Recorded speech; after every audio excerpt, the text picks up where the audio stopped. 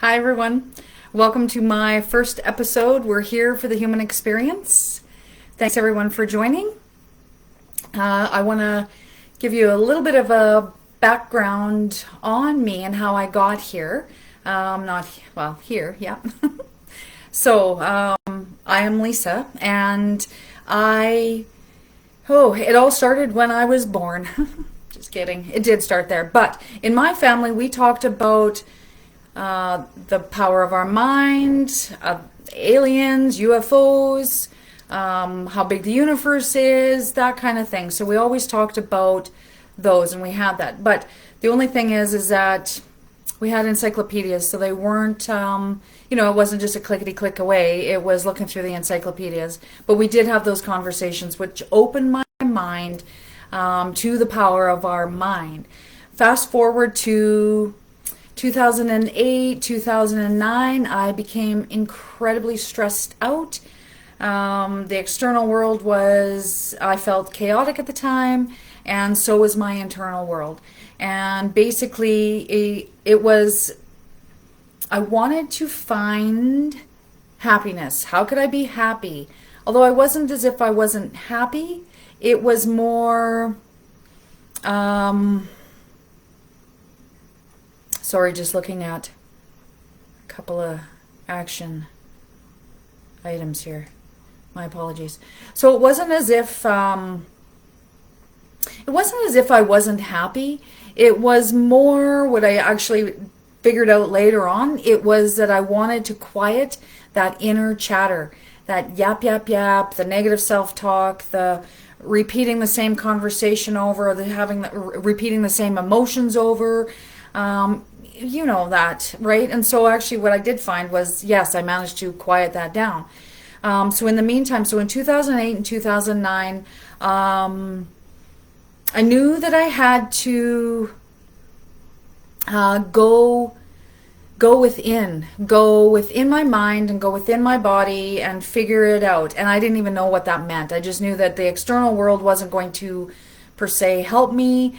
I just knew that I had to figure it out on the inside and get my thoughts in order and get my emotions in order. And so that I wasn't always so stressed out. I mean, I was so stressed out. I lived it, and then I dreamed about it. I mean, it's not great. And I know you guys have probably been there as well.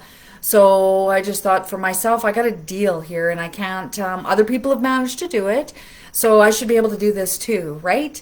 That's what I thought. And so, yes, I actually did. I wanted easy ways to figure out how to sort out my thoughts and the heavier emotions, and just kind of feel better, really feel better. Not that I felt bad, but it was more like, wow, I want to feel better mentally and physically.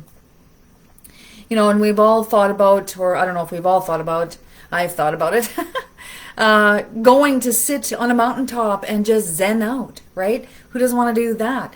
My only thought is, well, first of all, I couldn't do that. That just is not happening.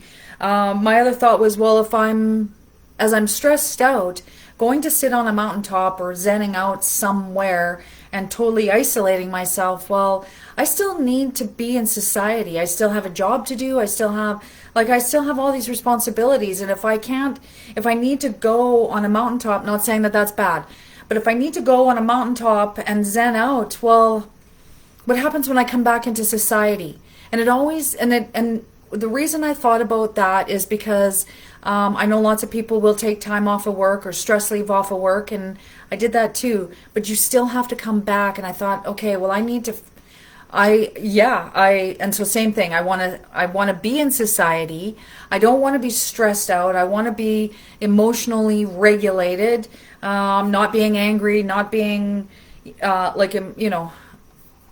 explosive anger or crying at the drop of a hat. Those were all those kinds of emotions that were going on at the same time that that I was feeling very stressed out and couldn't get my thoughts in order, because for me it felt like it was all just in my head, and it essentially is in our head, right?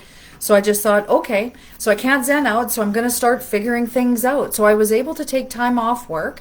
I had banked enough time. And so I was able to do that. And what I just kind of put it out there. I need some information that is going to help me. I had no idea what that even meant. I just knew that I needed some information.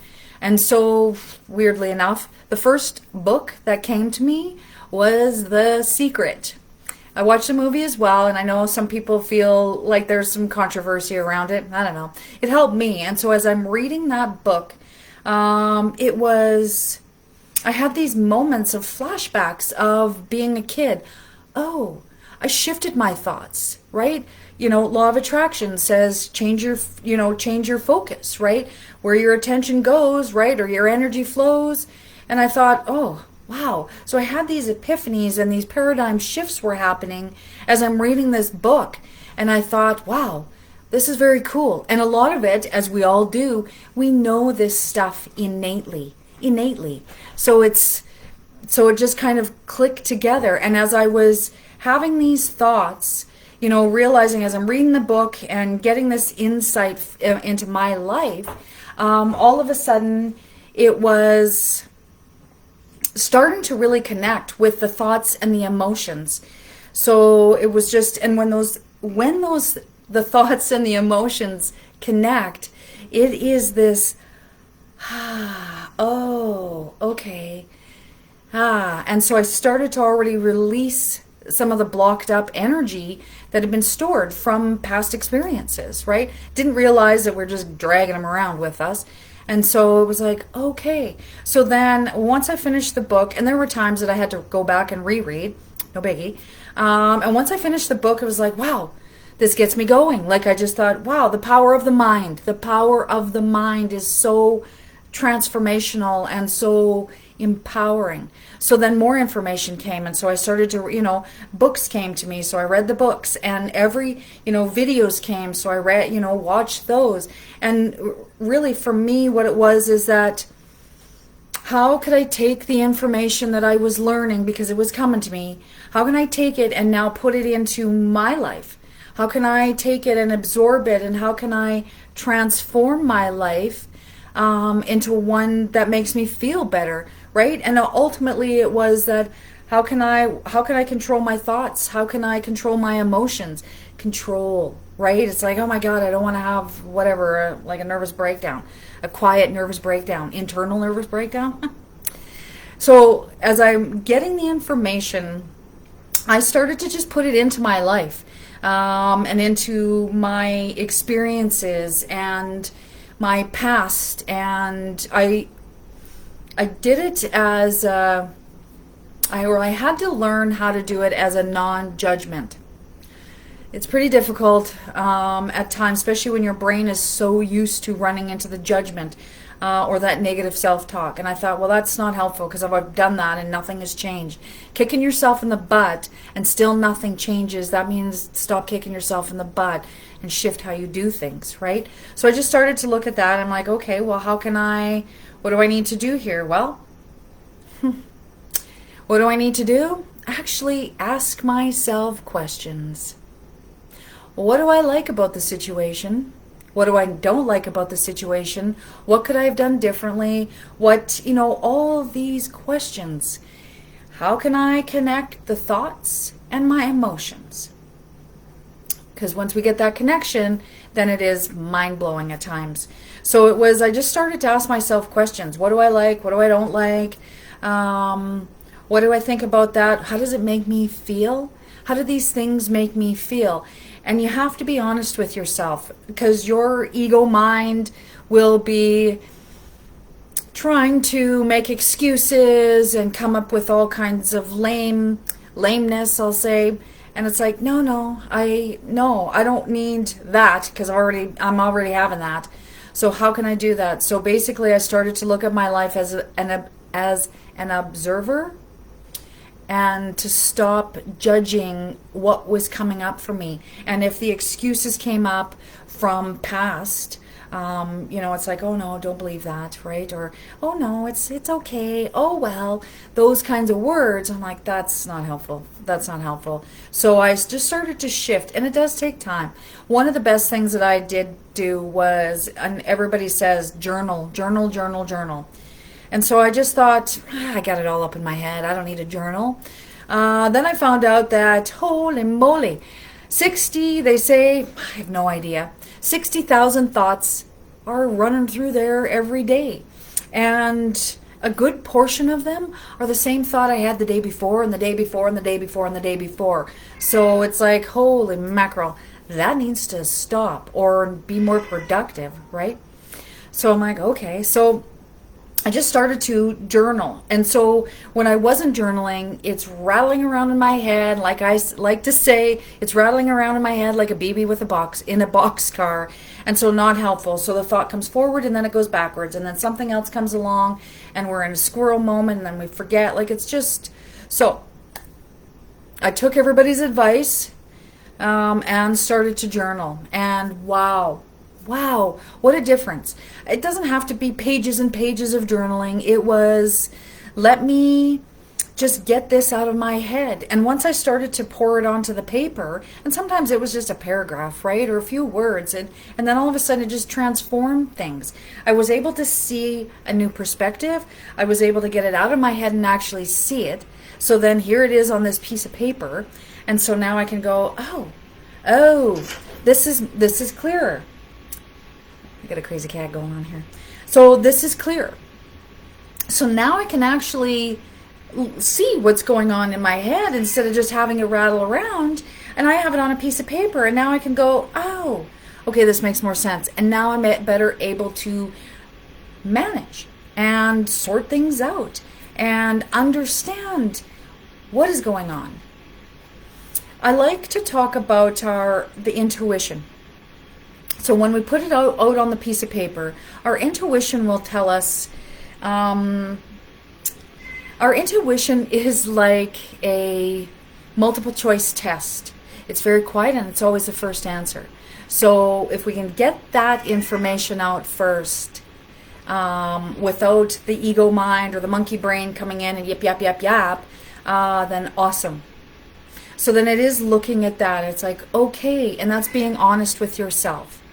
And going, okay, I can put it onto a piece of paper. Everything that's coming out is what I need to have come out. You'll know when you're done because you'll just feel so much better to getting that stuff out of your head. So then, as you're asking yourself the questions, you're listening for that first initial before the excuses come up or the oh wells. And you know what it is. So it's just that very subtle information that's coming through. But getting it onto a piece of paper actually brings that through, I found, quicker. So when I can get it onto the piece of paper, I can actually see it and I can better deal with it. In fact, if I need to read it out loud so that my ears can hear it, the more senses I use, the better it is for me to discern what it is that I want to sort out in my life. And not everything needs to be sorted out, but we do need to have the awareness of the, limiting beliefs, the regular patterns of behavior, the emotions that are associated with them. So as I started to dive into the personal development and inner awareness, you come across these, you can see my whiteboard here, we come across these little words of wisdom, which is awesome. Except I want to say to the first one, develop the courage to live a life true to yourself. And I think, yeah, obviously, that's great. I want to do that. How do I do that? How do I do that? I mean, so what do I need to do here, right? Like, that's great. I understand the words. I can comprehend it. How can I put it into action? What do I need to do to actually live that? So what I thought is, okay, so as we develop the courage, so some parts of our life, we're very courageous. Obviously, they may not need to be looked at, or they may. However, if it's something that's heavy energy, something that isn't working for you, those are the ones that you want to look at. So where is it in those aspects of my life, do I not feel courageous and living the life that's true for me? There again, ask the questions. And start with that at the top of the page, right? The pros and the cons. Pour it all out there. The next one I want to look at is find a balance between work and play. There again, no kidding. I do, yeah, I obviously want to do that. How do we do that? We need to ask ourselves questions. What is it? What does my life look like, or what would my life look like between with a balance of between work and play? What does that mean to me? Well, how do I define that? Do I even have an idea of that, or is it just that I'm wash, rinsing, and repeating? Or do I want to ask myself questions as to how can I bring that into my life? Where do I feel that there is lack? Where do I feel there's abundance? I want to break it all down. Because when I start to break it all down, then there again, it's on that piece of paper, and I can actually start actioning items, right? Putting the emotion into it and learning about it. Because if I don't know, then I can't, yeah, I want that, but I don't know how to do that. So I want to ask myself questions as to what does that look like and feel like. And it's just a beginning, just to start, right? And it doesn't mean that you have to spend hours doing this. Take 10 or 15 minutes of uninterrupted time just to sit and ask yourself the question, right? What do I want? What does it look like? And you can come back to it later, however. But you want to just start to ask yourself the questions. My next one is find and fulfill your purpose. Finding, for me, word energy here is finding is it's lost. How do we even know that it's actually lost? Or we're told that it's lost, that we don't know what it is? How do we know we're not already living our purpose? How do we know that we may not have a pretty good work-life balance or work-play balance or the courage? How do we know that if we're not asking ourselves those questions? And so, when you meet new people or friends in your life, you ask them questions. So, what do you think about this? Or what did you do? You ask questions. But we never, ever ask ourselves questions. And we need to ask ourselves questions. Because if we're not figuring it out. We're not getting down to the root cause, the insight that we are looking for to help us navigate our mind matrix, right? The matrix of the mind is it's a jumbled mess. I'm going to say mine was much better now once I started to get into the mindset and shifting things and looking at things in a new perspective. Ask yourself questions. So, we want to ask ourselves questions. We want to write things down. There's only 3 things that we are in control of on a regular basis. Our thoughts, our emotions, and our breath. When we can control those, and I don't mean like control, we just need to understand them. I can be in control of my breath. I don't have to react. I can respond differently. It's all about the perspective and how I want to define and view my life. And ultimately, for me, it was to quiet that inner chatter, to find that inner peace, find the inner peace. I found it. I did find it. I guess it was lost. Was lost. But we all innately have this within us. And even as I sit with clients and they're like, well, I do know this. I know. We all do. I did too. But it's like, well, how can I take, these lovely words and quotes? How can I take that and figure out how to work it into my life? What do I need to do? I need to ask myself questions. I need to be mindful of my breath. I need to be mindful of my thoughts and my emotions. And when I can connect my negative thought, I'll say, because usually it's the negative, crunchy ones that we want to change. When I can connect that with the thought and all of a sudden the emotions that I'm feeling, or the emotions I'm feeling that are giving me the thoughts, because it's always just that back and forth thing, that's when I can start to really impact change in my own life. So,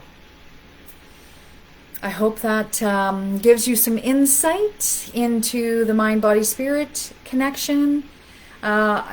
you know, I could go on forever about it because it has impacted my life so much. I have better emotional regulation. I feel better. I'm not stressed out. And I can actually cope with life when life, of course, still happens. And as I'm looking at these things, it isn't about pushing away the negative and or bringing in the like it's a we live on a planet of duality, of light and dark, yin and yang, masculine or feminine, however you want to look at it. We live within that. And so we need to incorporate all of that. So we're not pushing aside the negative. We're not trying to get rid of our ego. None of that. We want to blend it all together so that we actually have that better coping skills, better emotional regulation. We're not running in our fight, flight, or freeze. We can actually respond instead of react. So thanks for watching, everyone. Join me next week for the second episode where we will dive more into our mind, body, spirit connection. We will be, escaping our mind matrix and learning how to do that. And don't forget, you are stronger than you think you are. And the information is all actually within us. It really is. I mean, yes, the information comes from outside, but once you start getting into it, it's like, oh, I knew that. Oh, I feel that. Yeah, I feel it. So thanks again for watching, everybody. See you next week. Bye for now.